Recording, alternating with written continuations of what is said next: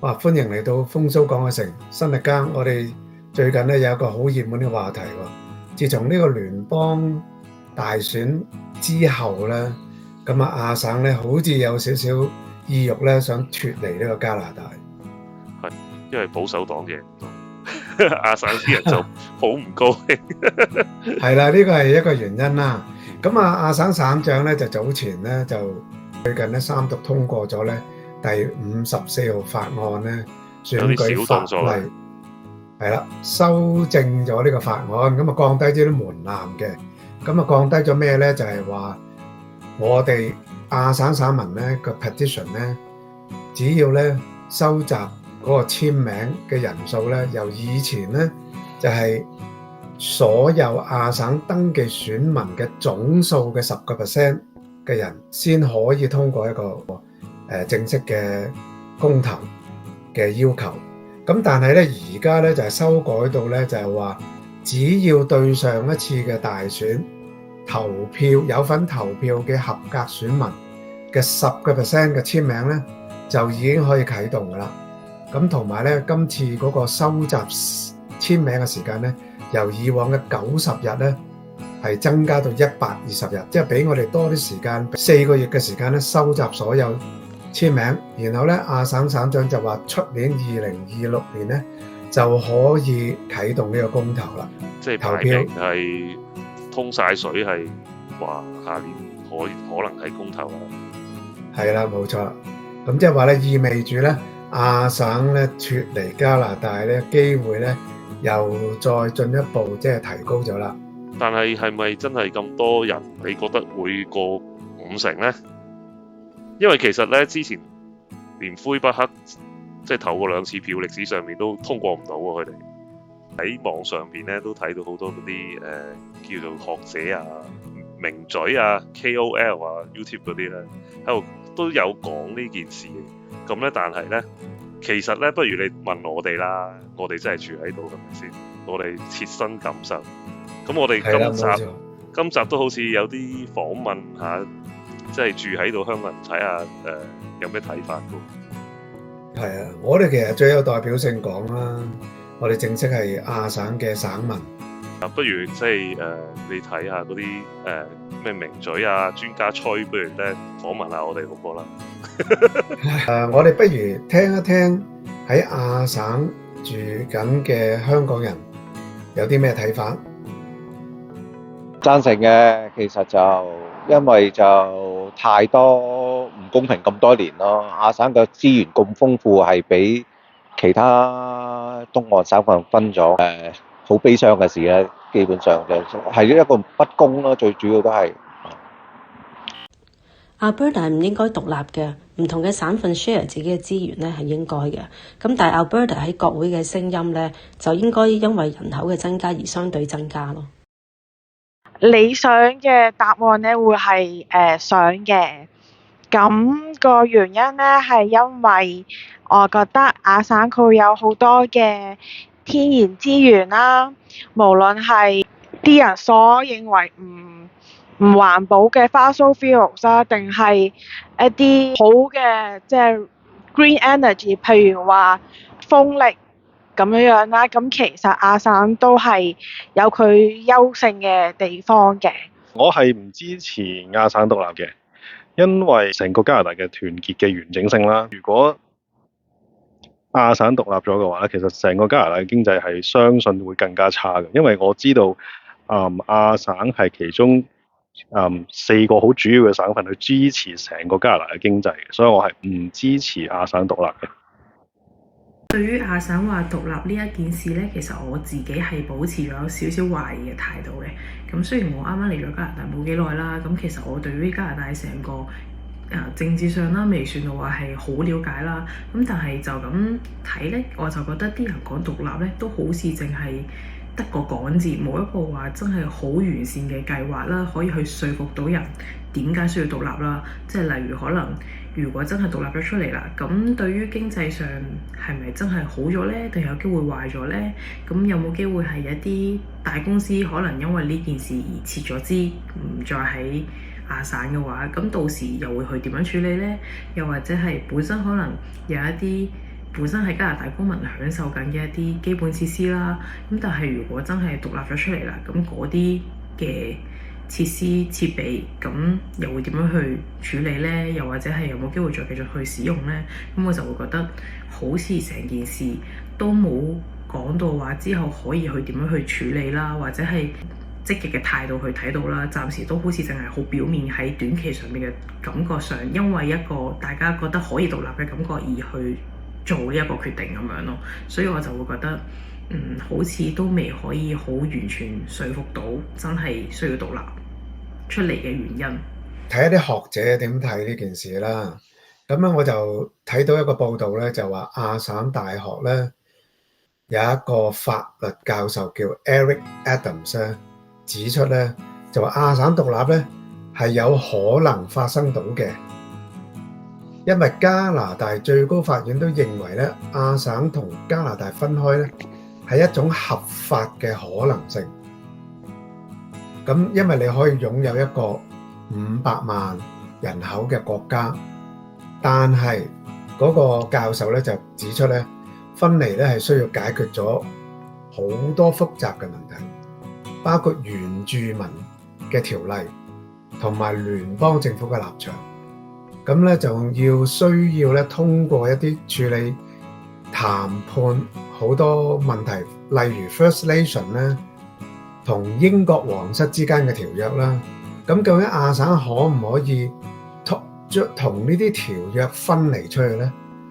又要確定一個即係擁有亞省成為一個國家嘅主權喎。咁另外咧，仲有幾個問題咧需要大家解答嘅，例如咧聯邦政府對於亞省係咪可以分割出嚟嘅睇法啦。第一，又要點樣去劃分將來嘅邊界啦？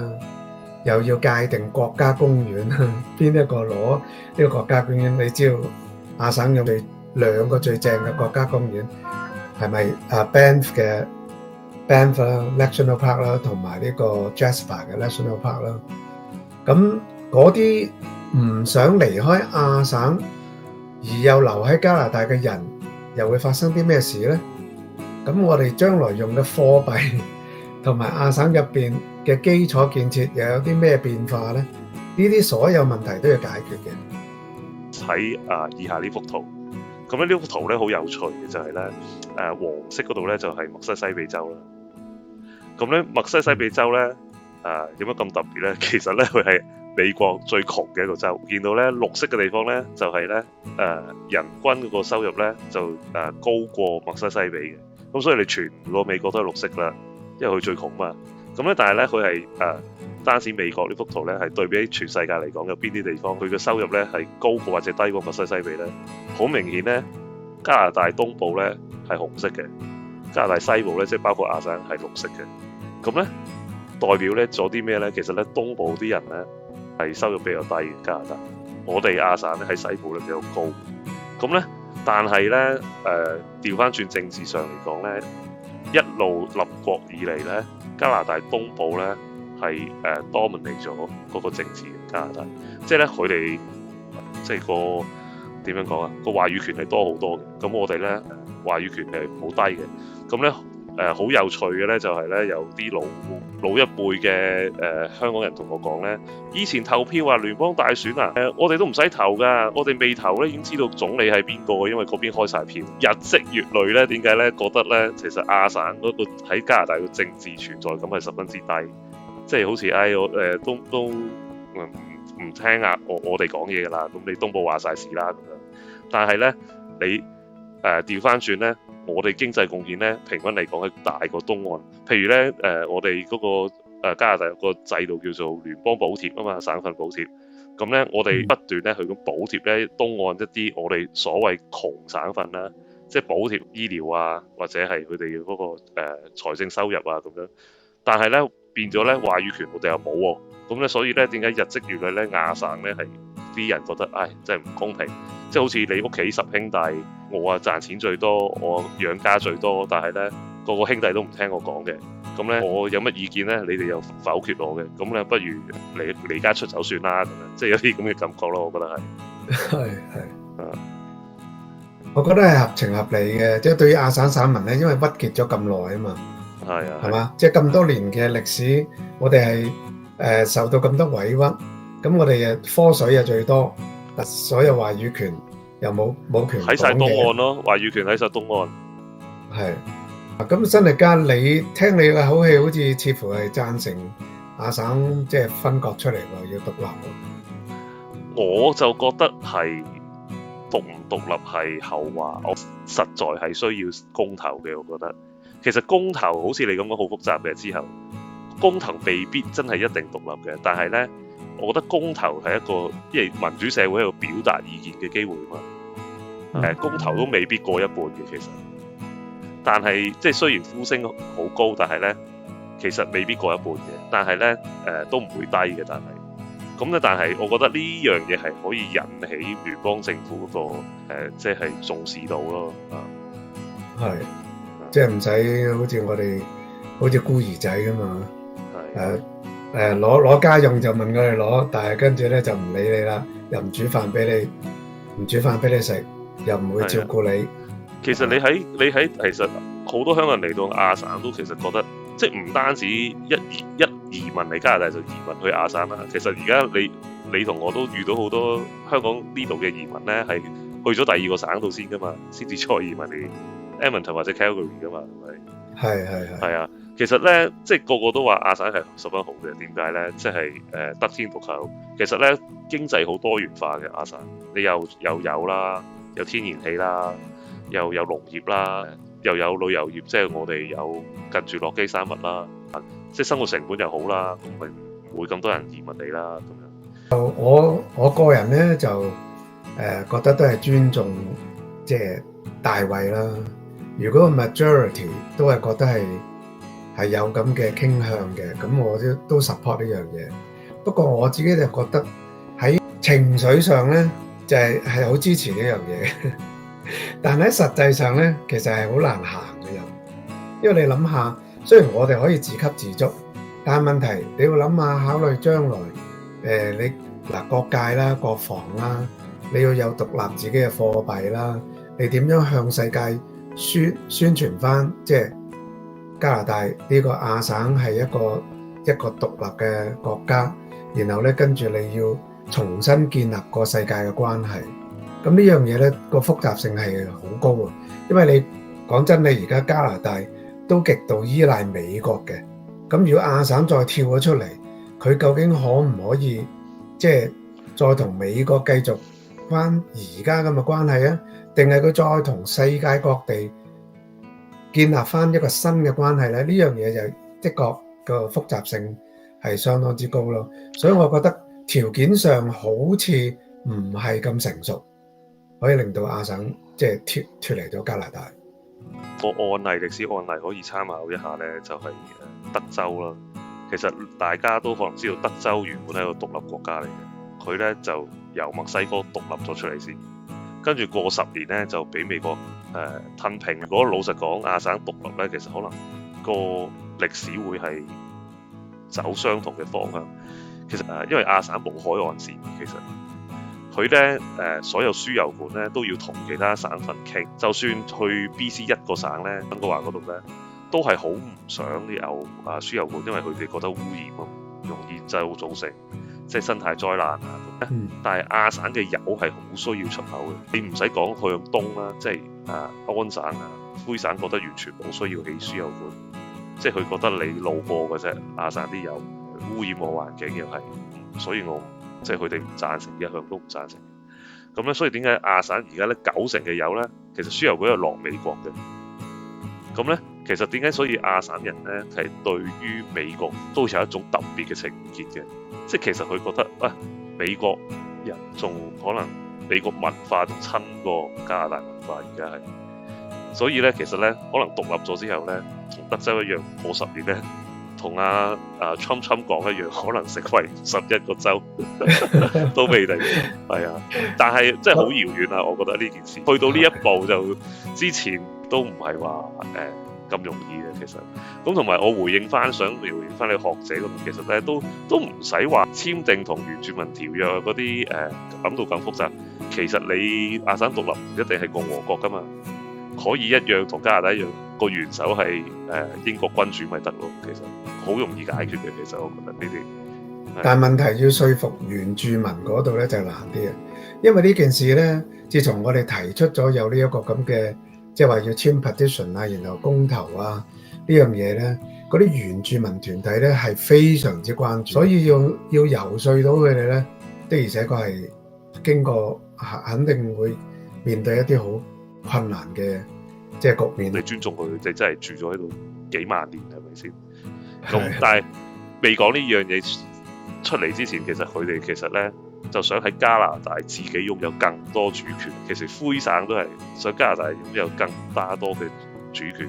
其實呢幾十年其實灰獨嗰個聲音都冇咁犀利。咁咧好相對嘅，美國想整冧加拿大經濟，即係逼加拿大成為美國第51個州之後咧，灰省就跳出嚟反而保護加拿大嘅利益。所以咧係好相對嘅呢啲嘢，即係冇話絕對嘅。其實我覺得。